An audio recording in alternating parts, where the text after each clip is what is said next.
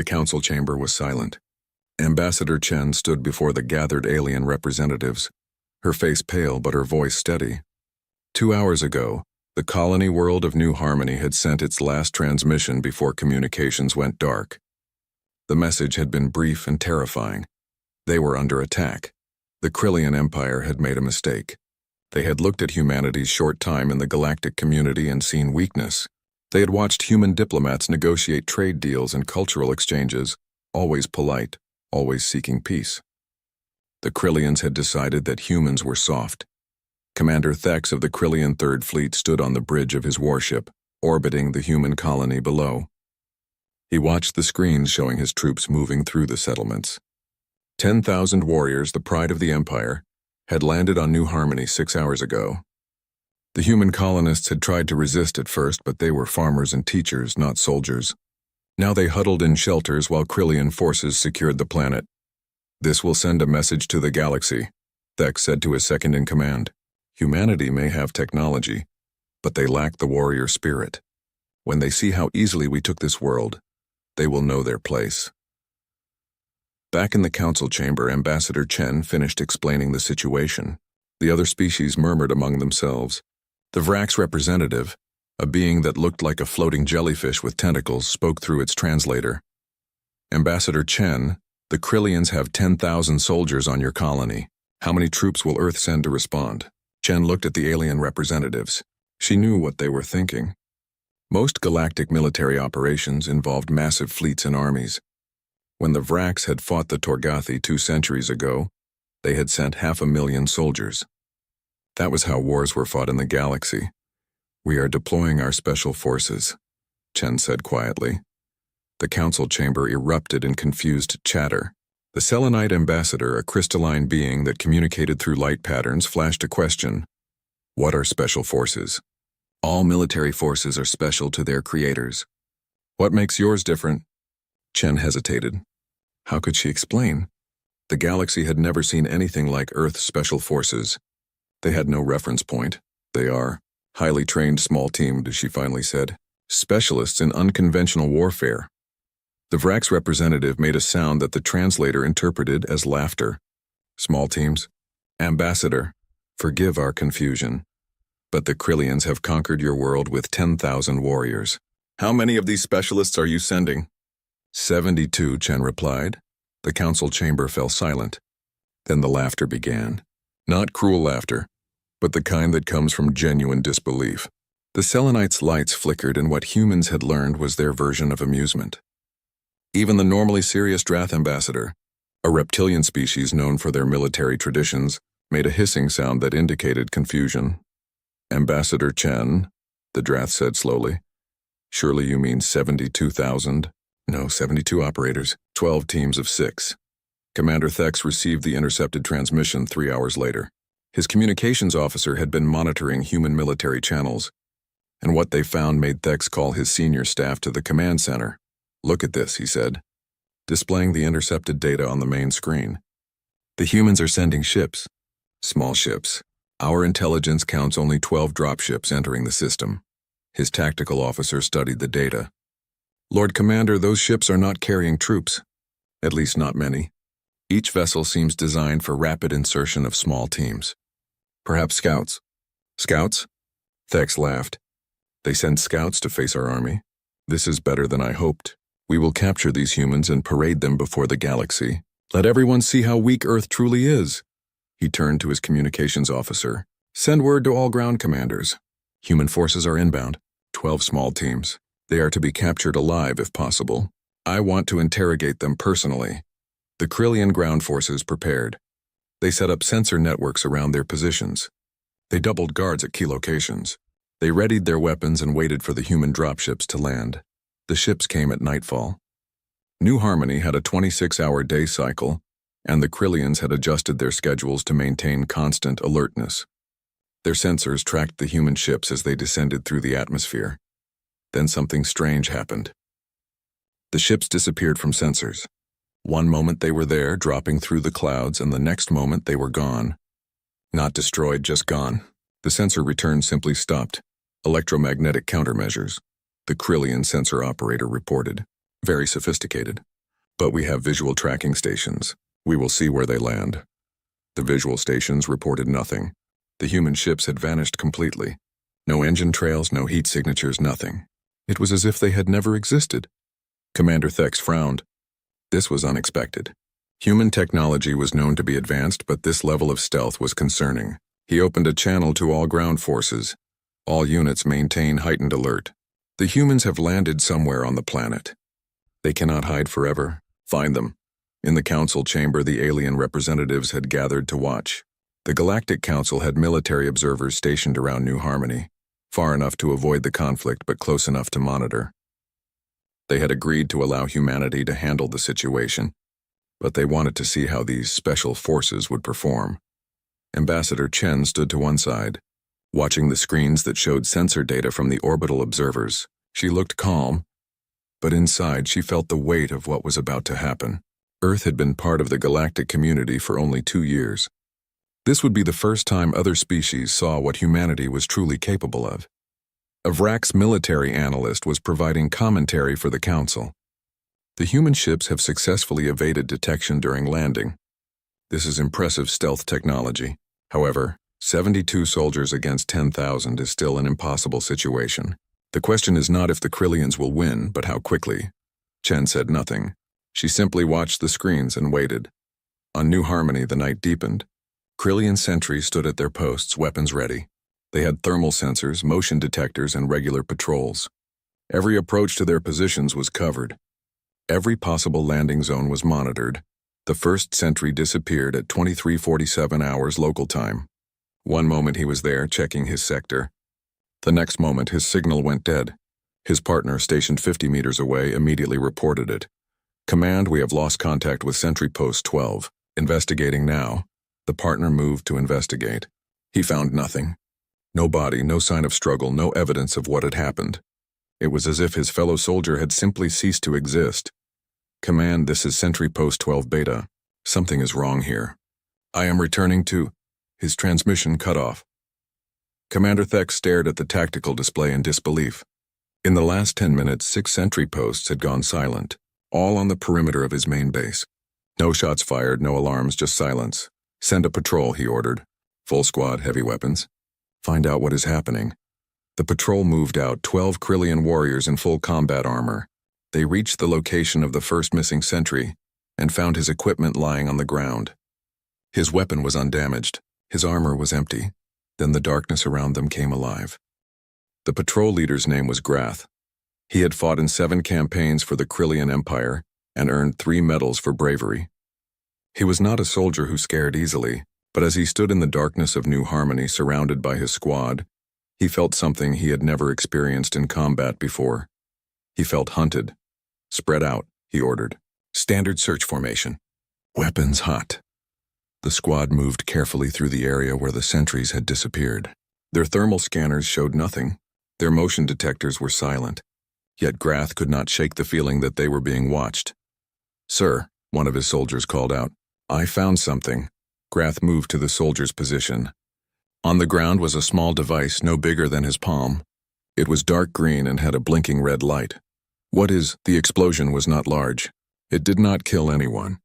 But it was bright. Incredibly bright, and the sound was deafening. Grath's squad staggered, their vision filled with white light, their ears ringing. Their advanced helmets had protected them from permanent damage, but for crucial seconds they were blind and deaf. In those seconds, 4 of Grath's soldiers went down. Not dead, but unconscious. Grath's vision cleared enough to see shapes moving in the darkness. Fast shapes, impossibly fast. He tried to raise his weapon, but something hit his arm with tremendous force. His weapon fell. He reached for his sidearm, but a figure appeared in front of him. It was a human, smaller than Grath, covered in equipment that seemed to blend with the shadows. The human moved with a speed that should not have been possible, and before Grath could react, he felt a sharp pain in his neck. Then darkness took him. When Grath woke, he was lying on the ground with his hands secured. His squad was around him, all alive but restrained. Their weapons were gone. Their communication devices were gone, and they were alone. A small device near Grath's head activated. A voice spoke in perfect Krillian. Return to your base. Tell your commander to leave this world. You have 12 hours. This is your only warning. Then silence. Grath and his squad were released from their restraints by remote. They stumbled back to their base, carrying their unconscious comrades, trying to understand what had happened. Commander Thex listened to Grath's report with growing anger. This was not how warfare was conducted. In every conflict the Krillian Empire had fought, enemies met on the battlefield. They fought with honor. They announced their presence. This was something different. "Show me the patrol's helmet camera footage," Thex demanded. The technician brought up the recordings. They showed the explosion, the confusion, and then brief glimpses of the humans. The footage was distorted, as if the humans had some way of interfering with the cameras. But what Thex could see disturbed him. The humans moved like nothing he had seen before. They did not charge into battle. They flowed through the darkness like water, using every shadow, every piece of cover. They struck with precision and then vanished. And most disturbing of all, they had captured his entire patrol without killing a single soldier. "They want us to be afraid," Thex said. "This is a psychological tactic. We will not fall for it. Double all patrols, increase sensor coverage, and shoot anything that moves." But doubling the patrols only made things worse. Over the next 3 hours, the Krillian forces began to fall apart from the inside. Supply depots exploded, their guards swearing they had seen nothing. Communication channels were hijacked. Krillian commanders found themselves giving orders they had never actually given. At 0400 hours, the main command post lost power for 30 seconds. When it came back on, they discovered that someone had been inside. Nothing was destroyed, but files had been accessed. Maps had been photographed. And on Commander Thex's personal display screen was a message in Krillian. "We know where everything is. Leave now." Thex slammed his fist on the console. "Find them. I want every soldier searching. Use thermal imaging, sound detection, everything we have." But the humans were always one step ahead. A patrol would report movement in Sector 7, and while forces rushed there, an explosion would occur in Sector 12. Thermal sensors would pick up heat signatures, but when troops arrived, they found only burning flares. Sound detectors would register footsteps, but the sources were recorded sounds played from hidden devices. The Krillian soldiers began to break. These were professional warriors, but they had never faced an enemy like this. An enemy that could be anywhere. An enemy that struck without warning and disappeared like ghosts. An enemy that seemed to know everything about them while they knew nothing in return. In orbit, the Galactic Council observers watched in stunned silence. The Vrax military analyst who had been providing commentary had stopped talking an hour ago. He simply stared at the data coming from the planet's surface. "This is not possible," the Drath military observer finally said. 72 soldiers are systematically dismantling a force of 10,000. "How?" Ambassador Chen allowed herself a small smile. "Because special forces are not trained to fight fair. They are trained to win." On the surface, Task Force Phantom was executing their mission with surgical precision. Team 1 had taken control of the Krillian communication network. Team 2 was destroying supply lines. Team 3 was conducting psychological operations. Team 4 was gathering intelligence. Team 5 was preparing for the next phase. Team 6 was providing overwatch and coordination.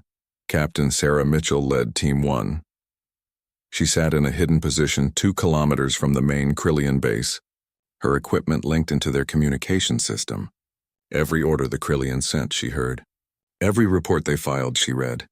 And occasionally she sent her own messages, carefully crafted to sound like legitimate Krillian communications. "Command. This is Patrol 7. We have contact in Sector 9. There was no Patrol 7. But the Krillians did not know that. They sent 3 squads to Sector 9, weakening their defenses elsewhere. Sergeant Marcus Rodriguez led Team 2. His specialty was demolitions, but not the crude kind. Marcus could make explosives do exactly what he wanted, when he wanted. A supply depot did not just explode. It exploded in a way that created maximum fear with minimum casualties. A bridge did not collapse. It became unstable, forcing the Krillians to waste time and resources checking every other bridge on the planet. Lieutenant James Chen commanded Team 3. His background was in psychological operations, and he understood something important. Fear was more effective than bullets. His team did not kill soldiers. They made soldiers afraid to be soldiers. Motion sensors triggered in empty buildings. Sounds of movement came from places where nothing was there. And always, the Krillians felt like they were being watched. By dawn, the Krillian force on New Harmony was combat ineffective. Not because they had been destroyed, but because they were paralyzed by fear and confusion. Commander Thex sat in his command post, surrounded by reports of disaster, and realized that his invasion had failed. He had not been defeated in battle. He had been defeated without ever seeing his enemy clearly. The transmission came at 600 hours. It was broadcast on all Krillian frequencies in perfect Krillian, with the voice of someone who was very calm and very confident. Commander Thex, you have 6 hours remaining to withdraw your forces from New Harmony. If you do not leave, we will transition from covert operations to direct action. You have seen what 12 teams can do in the shadows. You do not want to see what we can do in the light. Choose wisely. Thex looked at his tactical displays. 3,000 of his soldiers were injured, frightened, or simply refusing to leave their positions. His supply lines were cut. His communications were compromised. His commanders were making decisions based on fear rather than strategy, and he had only seen glimpses of the humans. 72 operators had done this. 72. He reached for his communication console, about to give the order to withdraw, when a new message appeared on his screen. It was from the Krillian High Command. Reinforcements were coming. 50,000 more soldiers. The Empire would not accept this humiliation. Thex read the message and felt something he had never felt before as a Krillian commander. He felt pity for the reinforcements. They had no idea what they were flying into. On the surface, in a dozen hidden positions across New Harmony, human operators received word of the incoming Krillian reinforcements. Captain Mitchell read the intelligence report and smiled. "Gentlemen," she said over the encrypted team channel, "we have new orders. Time to go loud." The observation station orbiting New Harmony was designed to monitor conflicts without interfering. Representatives from 6 different galactic species sat in the analysis room, watching data streams from the planet below. What they were seeing challenged everything they understood about warfare. General Krath of the Drath Confederacy had spent 40 years studying military tactics. He had fought in 3 wars and taught strategy at the most prestigious military academy in the galaxy. He leaned forward in his seat, his reptilian eyes fixed on the screen showing thermal and electromagnetic data from New Harmony. "Play back the last engagement," he said to the technician. "Slow it down to 1/10 speed." The recording showed a Krillian patrol of 15 soldiers moving through a settlement. The thermal imaging suddenly showed 6 heat signatures appearing from positions that should have been empty. The humans moved with coordinated precision, each one targeting specific Krillians. In 3 seconds, the entire patrol was down. Not dead, the medical scanners confirmed, but unconscious. Then the human heat signatures vanished again. "How did they hide their thermal signatures?" asked scientist Vrel, a selenite observer. Her crystalline body flickered with confused light patterns. "They did not hide them," General Krath replied. "They masked them with the environment. Look here." He pointed to the data. Before they appeared, those positions showed normal background heat. The humans were there the entire time, but they had cooled their suit systems to match the ambient temperature. They were uncomfortable, probably cold, but invisible to thermal sensors. The Vrax military analyst made a sound of disbelief. That level of discipline is remarkable. To remain motionless in one position, uncomfortable for hours, waiting for the perfect moment to strike. "That is not the remarkable part," General Krath said quietly. "Watch what happens next." The recording continued. The humans secured the Krillian soldiers, took their weapons and communication devices, and then split into 3 pairs. Each pair moved in a different direction. Within minutes, they had struck 3 more targets simultaneously. "They are operating with complete independence," Krath explained. Each pair within each team can make decisions without waiting for orders. They trust each other completely. This level of small unit autonomy is unknown in galactic militaries. Ambassador Chen had been invited to the observation station. She stood at the back of the room, watching the alien military experts analyze the operation. A young Drath officer approached her. "Ambassador, may I ask a question?" "Of course." "How long does it take to train one of these special forces operators?" Chen considered the question. "The minimum is usually 2 years of intensive training after they have already completed basic military service. But most operators train for 5 years or more. Some specialize for a decade." The Drath officer's eyes widened. "A decade? To train a single soldier?" "They are not just soldiers," Chen replied. They are linguists, medics, engineers, tacticians, and psychologists. They can adapt to any situation, use any weapon, survive in any environment. Each operator represents thousands of hours of training and millions of credits of investment. General Krath had been listening. This explains much. Ambassador, in the Drath Confederacy, we train soldiers for 6 months. Other species train for similar periods. We believe this was sufficient because we teach them to follow orders and execute set tactics. But humans train their soldiers to think. Not all our soldiers, Chen corrected. Special forces are selected from the best of our military. Only about 5% of applicants complete the training. We take the smartest, most adaptable, most resilient individuals and then push them beyond normal limits.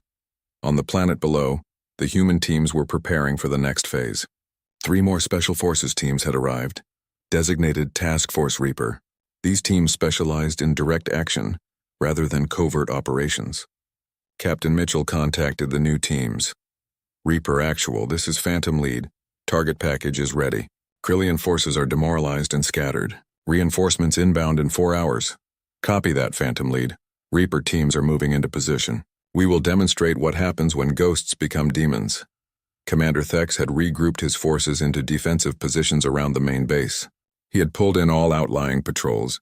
His soldiers were fortified, weapons ready, sensors on maximum sensitivity. He would not be caught off guard again. The attacks came at dawn, and they came from everywhere at once. The difference was that this time the humans were not hiding. They struck with devastating speed and overwhelming force, but still in small teams. It was unlike anything in Krillian military doctrine. Team 7 approached a Krillian strongpoint that held 200 soldiers. The strongpoint was well fortified with heavy weapons and clear fields of fire. In traditional galactic warfare, such a position would require at least 1,000 attackers to overcome. 6 human operators attacked it. They did not charge. They used the terrain, moving through a drainage system the Krillians had not thought to guard. They emerged inside the perimeter, immediately throwing devices that released thick smoke. In the confusion, they moved through the strongpoint with practiced efficiency. But they were not simply killing. The humans used non-lethal weapons wherever possible. Stunners, flashbangs, neural disruptors. Krillian soldiers fell unconscious, not dead. The humans would pause to render medical aid, injecting unconscious soldiers with stabilizing drugs before moving to the next target. In 15 minutes, the strongpoint was neutralized. Of 200 Krillian soldiers, 180 were unconscious but alive. 20 had fled. 0 had died. The 6 human operators had 2 minor injuries. This pattern repeated across the battlefield. Human teams struck hard and fast, using a combination of stealth, speed, and overwhelming violence of action, but they also showed restraint. They distinguished between soldiers who were fighting and soldiers who were surrendering. They provided medical care. They followed rules of engagement even in the chaos of battle. General Krath watched all of this and understood something profound. They are not trying to kill the Krillians. They are trying to break their will to fight. The Selenite scientist flickered in agreement. It is more effective than killing. A dead soldier is gone, but a defeated soldier spreads fear to others. The humans understand psychological warfare at a level we never considered. The Vrax analyst pulled up historical data. I have been reviewing Earth's military history. What we are seeing is the result of thousands of years of warfare evolution. Humans fought each other continuously, developing tactics and counter-tactics. Every advantage was met with a counter-advantage. They refined warfare into a science and an art, General Krath added. Look at how they move. It is not just training. It is creativity. Each team adapts to the situation in real time. They improvise. They use the enemy's own infrastructure against them. On screen, a human team had hacked into a Krillian automated defense turret and reprogrammed it to target other Krillian positions. Another team was using captured Krillian equipment to create false sensor readings. A third team had taken over a Krillian medical station and was treating wounded from both sides. They are using everything as a weapon, the Drath officer observed. Technology, psychology, even mercy. Every action serves multiple purposes. Ambassador Chen nodded. That is what we call full-spectrum warfare. Special forces do not think in terms of conventional battle. They think in terms of achieving objectives through any means necessary. The Krillian reinforcements arrived in 4 massive transport ships. 50,000 fresh soldiers fully equipped and eager to restore their empire's honor. Commander Thex watched them land and felt a moment of relief. Surely this many warriors could overwhelm 72 humans. The human operators watched the reinforcements land and made their calculations. Captain Mitchell coordinated with all 9 teams now on the planet. All teams, we are now facing 60,000 hostiles. New rules of engagement. We go for infrastructure, not soldiers. Break their ability to coordinate, supply, and maneuver. Make them see that numbers do not matter. What happened over the next 6 hours would be studied in military academies across the galaxy for generations. 9 human teams, 54 operators systematically dismantled an invasion force of 60,000 soldiers. They destroyed landing pads, stranding the reinforcements on the ground. They hacked communications, creating chaos in the command structure. They sabotaged vehicles, turning the Krillian mechanized advantage into a logistical nightmare. They struck supply depots, forcing the Krillians to ration food and ammunition. And through it all, they moved like shadows. A team would strike in the north, and when Krillian forces rushed there, attacks would come from the south and east simultaneously. The Krillians could never pin down their enemy. They were always reacting, never acting. General Krath stood from his seat in the observation station. I need to speak with the Galactic Council immediately. They need to understand what we are witnessing. An hour later, the Council convened an emergency session. General Krath presented his analysis. Esteemed representatives, we have observed something unprecedented. Human special forces represent a new paradigm in warfare. They combine technology, tactics, psychology, and adaptability in ways we never imagined. The Krillian High Command made their decision at dawn on the 3rd day. They would not withdraw. The Empire had committed too much to this invasion. To leave now would be seen as weakness across the galaxy. They sent orders to Commander Thex. Hold position, eliminate the human operators at any cost. Thex read the orders and closed his eyes. His superiors did not understand. They were not here. They had not felt the presence of these humans who moved like death through the darkness. They had not seen their own soldiers, brave warriors of the Empire, reduced to terrified beings jumping at shadows. But orders were orders. Thex called his senior officers together. The High Command wants us to hunt these humans. Very well, we will hunt them. Gather every sensor we have. Deploy every drone.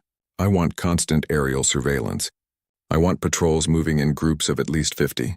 I want heavy weapons at every position. If the humans want a real fight, we will give them one. Captain Sarah Mitchell sat in a concealed observation post 3 kilometers from the main Krillian base. Her team had been monitoring Krillian communications all night. She heard Thex's orders and allowed herself a thin smile. Reaper actual Phantom lead. They are changing tactics, moving to aggressive patrols with heavy weapons. They think numbers and firepower will help. Lieutenant Colonel Marcus Stone commanded all Special Forces teams on New Harmony. His voice came through the encrypted channel, calm and measured. Copy that, Phantom lead. Time to show them why we train for every scenario. All teams prepare for direct engagement protocols. Remember, we are still trying to minimize casualties. These are soldiers following orders, not war criminals. Understood, sir. Rules of engagement remain in effect. What the Krillians did not understand was that human special forces trained for every type of combat. Covert infiltration was just one skill set. They were equally capable of direct action, hostage rescue, close quarters battle, and conventional warfare. They had been operating in stealth mode because it was the most efficient approach. But they could switch to open combat instantly. Sergeant James Walker led Team 8, which specialized in close quarters combat. His team had positioned themselves near a Krillian patrol route. 50 Krillian soldiers were moving through the area, heavily armed and watching for threats. Team 8, we have 50 hostiles approaching your position, came the voice from Overwatch. They are spread out, good discipline, heavy weapons in the center. Walker studied the terrain. The Krillians were moving through a narrow valley between 2 hills. Classic ambush position, but his team was not going to ambush them in the traditional sense. Team, listen up. We go loud, but we go smart. Flashbangs on my mark. Target weapons first, soldiers second. Non-lethal where possible. Remember, these are scared kids following bad orders. Let's send them home to their families. The team moved into position. 4 operators on the high ground, 2 in the valley. When the Krillian patrol entered the kill zone, Walker gave the signal. The flashbangs detonated in the center of the Krillian formation, causing instant confusion. but the humans were already moving. They did not spray bullets wildly. Each shot was aimed, each target chosen. Weapons were destroyed. Command and control soldiers were stunned. Heavy weapon operators were incapacitated with non-lethal rounds. The Krillians tried to respond, but their formation had been shattered in seconds. They were trained for linear warfare, where two armies faced each other. They were not ready for an enemy that attacked from 3 dimensions at once, that moved during the attack, that seemed to know exactly where every target was. In 90 seconds, the engagement was over. 43 Krillian soldiers were unconscious or wounded. 7 had fled. 0 were dead. Team 8 had used precisely 37 rounds of ammunition and 6 flashbangs. 2 operators had minor injuries from ricochets. Walker moved through the battlefield, his team providing medical aid to the wounded Krillians. He knelt beside a young soldier who was conscious but stunned. "You're going to be okay," Walker said in halting Krillian. "We are not here to kill you. We are here to end this invasion." The young Krillian stared at him with wide eyes. "Why did you not kill us? We are your enemies." Walker checked the soldier's injuries and applied a bandage. "You are soldiers following orders. That does not make you evil. When you go home, remember this moment. Remember that there is honor in showing mercy." This scene repeated across the battlefield. Human teams engaged Krillian forces with overwhelming skill and firepower, but always with restraint. They fought with a level of precision that seemed impossible, and after every engagement they provided medical care to the wounded. In the observation station, the alien military experts watched in stunned silence. The Selenite scientists' lights flickered with confusion. "This makes no tactical sense. Why do they heal the soldiers they just defeated?" General Krath understood. "Because they are thinking 3 steps ahead. Every Krillian soldier who receives medical care from a human will tell that story. Every soldier who was shown mercy when they expected death will question this war. The humans are not just fighting soldiers. They are fighting the will to wage war itself." Commander Thex received reports throughout the day. Every patrol sent out was defeated. Not annihilated, but systematically dismantled. His soldiers returned wounded, traumatized, but alive. And every single one told the same story. The humans were impossibly skilled, impossibly fast, and impossibly merciful. That last part disturbed Thex more than anything. "In Krillian culture, you killed your enemies. That was war, but these humans defeated you, rendered aid, and sent you back to your base." It was a level of psychological warfare that Thex had no defense against. One of his soldiers, a veteran warrior named Krell, requested a private meeting. Thex agreed, and Krell entered his office looking shaken.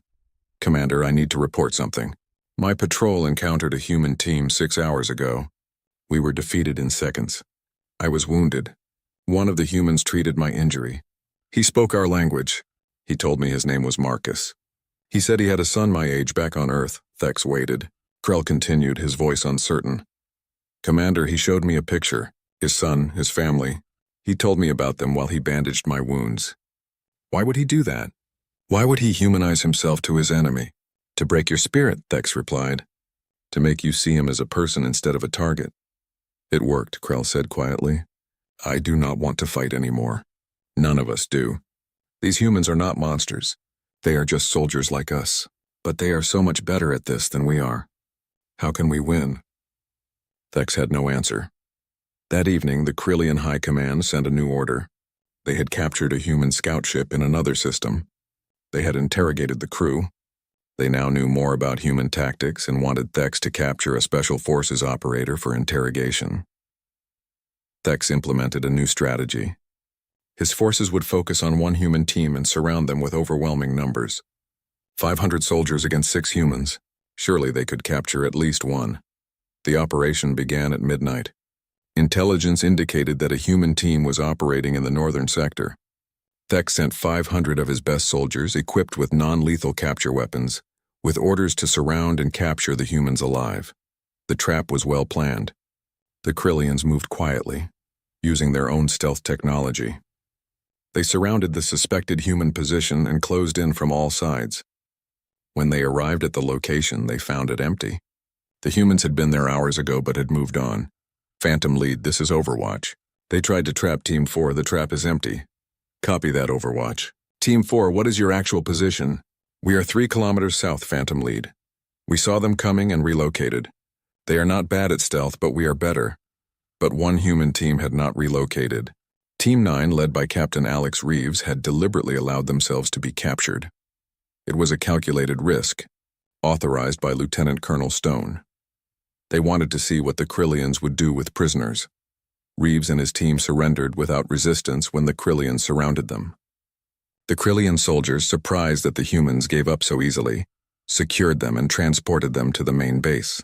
Commander Thex was informed immediately. Reeves was brought to an interrogation room. His team was held in a secure area, under guard but treated according to military protocol.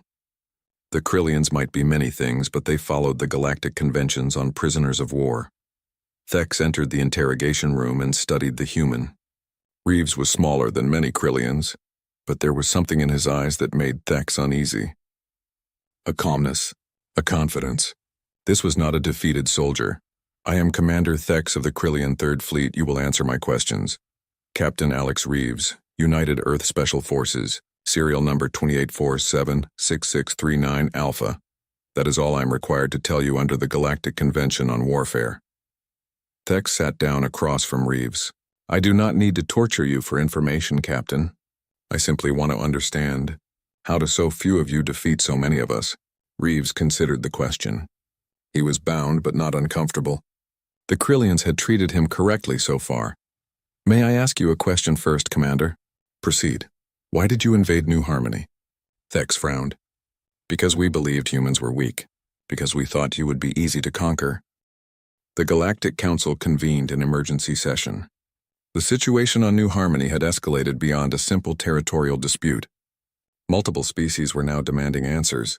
Some wanted to know if humanity posed a threat to galactic peace. Others wanted to hire human special forces for their own conflicts. A few species were quietly beginning military research into how to counter human tactics.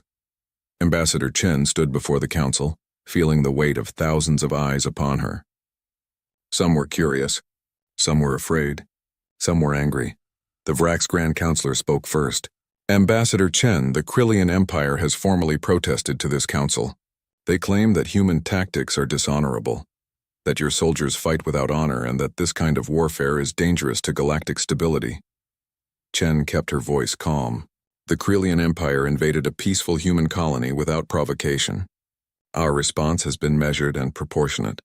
We have avoided casualties wherever possible. How is defending our people dishonorable? The Drath representative raised a clawed hand. No one questions your right to defend your colony, Ambassador. But the methods your special forces use are unlike anything in galactic military history. Some species are concerned that humanity has weaponized concepts we did not know could be weaponized. Psychology, mercy, even information itself. A ripple of agreement went through the council chamber. Chen looked around at the assembled representatives and made a decision. Honored delegates, I understand your concerns. What you have witnessed on New Harmony is only one application of Special Forces capabilities. You have seen them in combat, but that is not their primary purpose. If the Council agrees, I would like to demonstrate what Special Forces are truly meant to do. The Selenite ambassador's lights flickered with interest. What do you propose? There are 3 ongoing crises in Council space right now. A hostage situation on the Markev station, a natural disaster on the colony world of Trellis Prime, and a pirate siege affecting trade routes in the outer sectors. Allow human special forces to respond to these situations. Judge us not by how we fight, but by how we save lives. The council debated for 6 hours. Finally, they agreed. Humanity would be allowed to deploy special forces to handle all 3 crises. The entire galaxy would watch. Lieutenant Colonel Marcus Stone received the orders while still coordinating operations on New Harmony. He read them twice, then called his senior officers together. Gentlemen, we have a new mission. Actually, 3 new missions. We are going to show the galaxy what we are really about. Captain Mitchell, your team takes Markev Station. Major Chen, you get Trellis Prime. Commander Hayes, the pirate situation is yours. You have teams en route already. Coordinate with local authorities, but remember, we are guests here. Be professional, be effective, and show them why special forces exist. On New Harmony, the situation had reached a stalemate. The Krillians held their main base. Human teams controlled everything else. No one was dying, but no one was winning either. Commander Thex sat in his command center reviewing reports. when an encrypted transmission came through. It was from Captain Reeves, still a prisoner but somehow able to send secure communications. Commander Thex, this is Captain Reeves. I have been authorized to make you an offer. Human Special Forces are being withdrawn from New Harmony. Not because you defeated us, but because we are needed elsewhere. We are going to help people instead of fighting. You can claim victory if you want. Tell your superiors that you drove us off, or you can tell them the truth, that this war is pointless and expensive. Either way, we are leaving. What you do next is up to you. Thex stared at the message. He called his senior staff together and showed them the communication. His second-in-command spoke first. Sir, if the humans are leaving, we can secure the colony. We can claim victory. At what cost? Thex replied. We have 60,000 soldiers on this planet. 3,000 are wounded. Our supplies are depleted. Our communications are compromised. Our soldiers are demoralized. And we have lost only 12 soldiers killed in 3 days of combat. 12. Do you know how many humans have died? 0, not 1. They have systematically dismantled our invasion force without killing anyone unless they absolutely had to. What kind of victory is that? The room was silent. Finally, Thex made his decision. Send a message to Krillian High Command. I am recommending immediate withdrawal from New Harmony. This invasion was a mistake from the beginning. We attacked a peaceful colony and made enemies of the most dangerous soldiers in the galaxy. We should count ourselves lucky that they showed mercy. On Markev Station, Captain Sarah Mitchell and her team arrived to find a situation that had been going on for 18 hours. A group of radical activists had taken 32 hostages in the station's main trade center. They were demanding political changes from the station's governing body. Local security forces had the area surrounded but were afraid to move in, fearing hostage casualties. Mitchell studied the situation carefully. Her team had trained for hostage rescue hundreds of times. But this was different. They were not on Earth. These were alien hostages, alien terrorists, and alien politics. Remember, she told her team, we are not here to judge the politics. We are here to get hostages out alive. Be smart, be fast, be precise. The team spent 2 hours gathering intelligence. They talked to station security, reviewed building plans, and monitored communications. Then they acted. The entry was textbook perfect. Team 1 breached from 3 points simultaneously. Flashbangs disoriented the hostage takers. Each operator moved to their assigned target. In 17 seconds, all 6 hostage takers were secured, unconscious but alive. 0 hostages were injured. 0 station personnel were injured. The station's governing council watched the operation through security cameras. The Markev station director, a being from the four-armed Quillith species, spoke to the council afterwards. I have never seen such precision. They moved like a single organism. They knew where every hostage was, where every threat was, and they resolved the situation with no deaths. This is remarkable. The recording of the operation was broadcast across the galaxy. Military experts analyzed every second. The consensus was clear. Human Special Forces had capabilities no other species possessed. On Trellis Prime, Major David Chen faced a very different challenge. A massive earthquake had devastated a city of 200,000 people. Buildings had collapsed. Power was out. Medical facilities were overwhelmed. Local authorities were doing their best, but they needed help. Chen's team was not just soldiers. They were trained in emergency medicine, engineering, search and rescue, and disaster coordination. They landed on Trellis Prime and immediately began organizing the relief effort. Team Alpha, coordinate with local medical services. Get triage stations set up. Team Bravo, we need structural engineers assessing buildings for stability. Team Charlie, search and rescue. Find survivors. Team Delta, work with local authorities on logistics. We need food, water, and shelter for survivors. For 72 hours, the Special Forces teams worked without rest. They pulled survivors from collapsed buildings. They set up field hospitals. They coordinated supply deliveries. They trained local responders in advanced rescue techniques. By the end of the 3rd day, 2,000 additional lives had been saved beyond what local authorities could have managed alone. Major Chen stood in the ruins of the city, exhausted but satisfied. A local official, a small reptilian being, approached him. Major Chen, our people are calling you the angels from Earth. You came to help, not to fight. Why do they call your team Special Forces if this is what you do? Chen smiled tiredly. Because force is not just about violence. Force is about achieving objectives. Sometimes that means fighting. Sometimes that means healing. We are special because we can do both.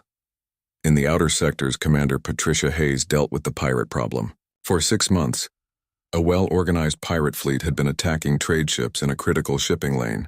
The pirates were smart, always moving, never staying in one place long enough for local security forces to respond. Hayes approached the problem like a military operation. Her team tracked the pirates' movements, identified their base, and planned a strike. But the goal was not destruction. The goal was to capture the pirate leadership and dismantle the organization without harming the rank-and-file pirates who were often just desperate people who had turned to crime. The operation took 5 days. Hayes's teams infiltrated the pirate base, identified the leaders, and extracted them during a carefully planned raid. The pirate fleet fell apart without leadership. Many pirates surrendered. A few escaped but were no longer a threat. The shipping companies praised the operation. The local security forces were amazed. Once again, human special forces had achieved in days what others could not achieve in months. The Galactic Council reconvened to discuss the 3 demonstrations. Ambassador Chen stood before them again, but this time the atmosphere was different. There was respect in the chamber now and something else: understanding. General Krath of the Drath Confederacy spoke for many when he addressed the council. Honored delegates, I have spent the last week studying human military doctrine. I have reviewed Earth's history, their training methods, their philosophy of warfare. I have come to understand something important.